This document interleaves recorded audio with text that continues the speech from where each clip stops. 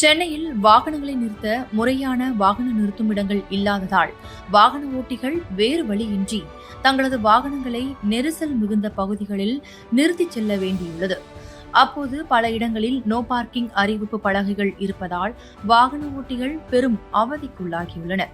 இந்த no parking போர்டுகளை அகற்ற என்ன நடவடிக்கை எடுப்பது என போக்குவரத்து காவல்துறை மற்றும் மாநகராட்சியிடம் கேள்வி எழுப்பியது.